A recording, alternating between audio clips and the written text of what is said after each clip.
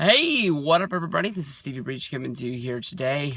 Lots of talk in the air. It's been out there for a little while. It's been the match that Brian Alvarez has been talking about on Wrestling Observer and Figure 4 Daily, I guess, or I always want to call it Figure 4 Weekly, but I guess that's the newsletter, and then Figure 4 Daily is the actual podcast radio show. But he's been saying for a while that the match that made the most sense for SummerSlam was Brock Lesnar against Seth Rollins, but the match that he's been hearing was the match that was going to happen for SummerSlam was Seth Rollins against Triple H for the longest time.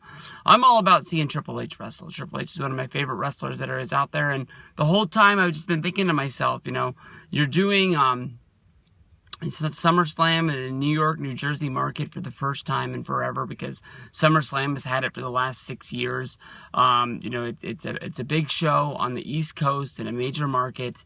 It would make the most sense if you do your rematch from WrestleMania, since Brock Lesnar hasn't been around and it wasn't wasted on a show like Extreme Rules or The King of the Ring or Elimination Chamber or anything like that. Brock Lesnar is a guy that's brought in to move ratings, move network subscriptions, get the most out of that money that you're paying to this guy, that you gave all the money to sign him to an extension at WrestleMania time because you wanted to keep him around for the next 3 years.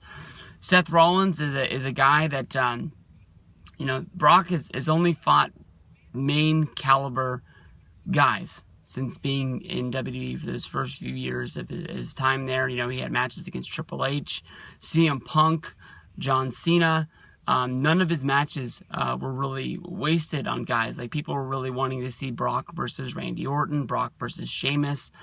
These are matches that we never got. I don't know if it's because WWE doesn't look at this guy as on his level, but going into a match of Brock Lesnar against Seth Rollins really shows the fans that you were in a pattern of like those years in the 90s with Shawn Michaels, with Bret Hart, climbing to the top of the ladder, the new generation, the Hogans had left, the Macho Mans had left, basically anything from the golden years of the WWF was now living in WCW, and you were getting the young guns, the new guys. This is a new generation, and this NXT FCW is going to be emerging to the top of the pack.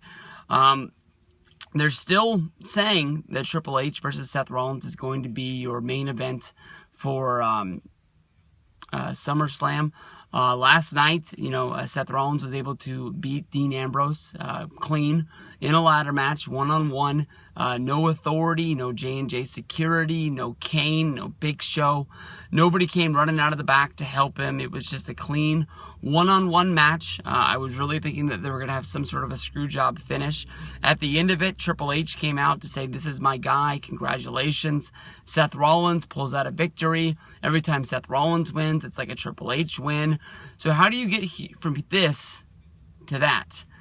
I don't know. It seems that, before the match, Triple H gave one hell of a pep talk to Seth Rollins. He did everything that he could do to say, "You're my guy. You're the guy that we picked to be the leader of the authority. Go out there and don't let us down." And that's exactly what Seth Rollins did. Now, is Seth Rollins going to go on Monday Night Raw and bitch and throw a fit because nobody came out and helped him in that match? He seemed to be doing everything on his own. So I don't know how you get from this to that. I know that you have Brock Lesnar coming into Monday Night Raw. My only guess is they're going to be doing at Battleground to try and show people that subscribe to the WWE Network that might choose month to month what they want to order.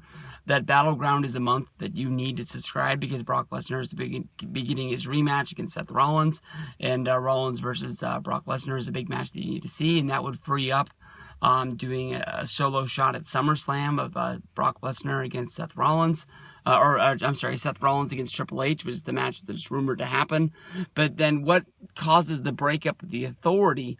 And does that mean that the Shield are all babyface guys, and now we'll be able to see a Shield reunion, even if it's in a small, six-man tag on Monday Night Raw, where they just happen to put all the guys together and they have to tag, even though they're all good guys, but they don't really see eye to eye. Much like when CM Punk and John Cena would team, they would always have their, watching their back, because they never knew if one guy was going to stab the other guy in the back. And it always made a good mentality of, these guys are rivals.